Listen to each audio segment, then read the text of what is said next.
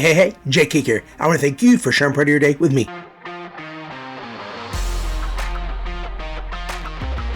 Well, ladies and gentlemen, it's been a 2-week hiatus for me, but we are back and we are ready to talk about weeks 13 and 14 and get into playoff contention or fall out of it just short. But in any case, we're going to go ahead and start with the deranged Easter Bunny. I will go ahead and say that there's 1 week left in the regular season, so this is, in fact, going to be 2 weeks that count towards some playoff seeding. So we do have to keep playing, and we have to make sure that we do not fall too far behind, because I think we could fall as low as 5th, and obviously we want the very best seed we can get, potentially a first-round bye. Week 13 was a great one for us, as we were the highest-scoring team in the league, coming out with a win, 209-168. Phenomenal pairing of two Buccaneers, as Baker Mayfield got us 35 and Bucky Irving got us 34. And then I had a phenomenal pickup on defense with linebacker Nick Bonito. He had a sack, or almost a sack. He had an interception and a pick six, which is an interception, but he returned it for a touchdown.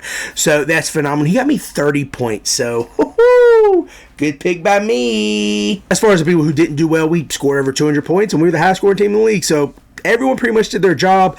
But that's going to lead us into week 14. Where we had a 180-87 lead going into Monday. What could go wrong, right? Joe Burrow, CeeDee Lamb, and Trey Hendrickson is what could go wrong. We lost 197-180. What? A phenomenal showing by Puka Nacua, getting us 58 points, which is great. And then Baker Mayfield having another strong week, getting us 53. Now, as far as the guys that did not do well for us, first of all, I want to say I did not start Isaac Guerrero. He got us 20-plus points. I would have won, and we would have been having this conversation. But instead, I started Bucky Irving, who got me 2 points after getting hurt, and Jaden Reed, who got 1 target and obviously 0 points because he didn't have any catches. So that stinks. I will say that we are guaranteed a playoff spot in this league. We are currently 3rd, but there's absolutely a chance for us to fall. But what we're not guaranteed is phenomenal pickups like we've had throughout the year, because this is one of those wonky leagues where there's no pickup time, there's no pickup cutoff. Like, I could go get anyone I wanted right now. I could drop anyone and pick them right back up. Jonnu Smith, which obviously has been a great target for Tua down in Miami. Also picked up Mason, the second string or third string running back from Niners. And then CMC got hurt and Mason got hurt. So we went and picked up Isaac Guerrero. Or Guriendo, however you say his name. We picked him up. We also grabbed Amir Abdullah because, remember, in this league, punt and kick returns count. And one of my top backs is Travis Etienne. So, yeah, we needed someone else. We also picked up Jonathan Greenard, who is a defensive end linebacker from Minnesota. He got us 0 points. And we now, just FYI for next week, we have Nick Bonito back. So we're good. On the other hand, the drops they include Otten, Pacheco, Bonita, which again we're going to Jordan Mason. He was also hurt with CMC, and then also Cedric Tillman. Cedric Tillman's situation was bad because he was doing very well, but he got a concussion. Browns are so far out of playoff contention, they're obviously eliminated now, so no reason to keep him on the field if you're the Browns organization or if you're a playoff manager who wants to make sure he has the best players. So that one was not ideal for us. We're guaranteed a playoff spot, so we just need to make sure we scour the waiver wire, pick up the best we possibly can, and make sure we don't fall too far behind. Because, again, we want to try to see if we can get a first round bye, 1 or 2 seed. Probably won't get 1 seed because we're like 2 games behind. So 6-8 record puts us at 3 right now. Could potentially get a 2 seed. So we'll see. Next thing we're talking about, the Vince McMahon Football Club.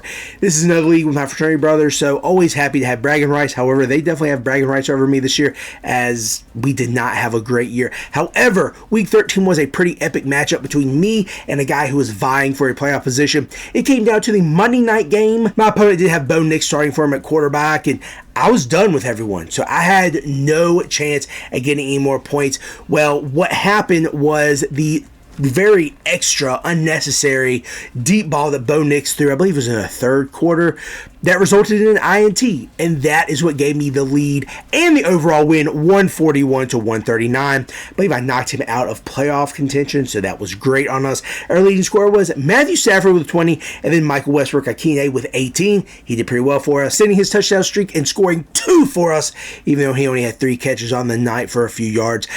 As far as guys who didn't do well for us, luckily we were still able to come out with a win, but A.J. Brown got me 7.5 points, and Travis Etienne got me 5.5 points. Brown has been great this season, but Etienne has been a complete disappointment. Even though we're out of playoff contention, we have been in the market for adds and drops, so we were able to add Michael Westbrook-Ikhine. He has done very well for us. Obviously got us the win 2 weeks ago. We also added Will Levis. That was a waste of time. Looked at adding Kamani Vidal and Mr. Abdullah from the Raiders. We also added Jake Elliott because we had a kicker on a bye. Really super late bye. But in any case, the drops did include Rashad Bateman, Kamani Vidal, Josh Downs, and Jeremy McNichols. Again, this loss leaves us at 6-7 overall for the year. Currently in a 2-week playoff spot. Dignity rounds, we're in good shape. I'm not worried about it. But again, anytime you can say you be a fraternity brother or something, it's nice. From one team that's been out of the playoffs for a while to a team that's still fighting to get in the playoffs, the Jerome Hortz Purple Dragons were in a pretty tight competition the last 2 weeks, at least to make the last playoff spot, the 6th seed. Week 13 was a loss, 138-88, so not even close at all. Our high scorer was Bucky Irving with 24, followed by Josh Jacobs with 17. However, we were let down immensely from James Conner, who got 7, Cooper Kupp, who got 1, and CeeDee Lamb, who only got 3. So we definitely need you to do more. That put us in a do-or-die situation for Week 14, where we were going against the number 1 team in the entire league. It was tough, but it did actually come down to Monday. We were leading. We had an 11-point lead thanks to Matt Wright, the kicker for the Chiefs, who I picked up very last minute. So it is going down to the wire. We have some guys who have definitely put us on the board first. Josh Jacobs scoring 3 touchdowns on Thanksgiving, getting us 24 points. And then James Conner coming in with a strong 18 points. But we were let down by some of our other players. Sam Laporta, you got us 5 points, which is better than what you've gotten before, but we definitely need you to do better. For some odd reason, I did start Will Levis at quarterback. Huge mistake. You only got me 6 points, so you pretty much ruined all of my chances, but we did have Josh Jacobs, so that was good. Then, of course, we started Bucky Irving. He got hurt. And then Jaden Reed, you got 1 target, 0 points. Come on, dog.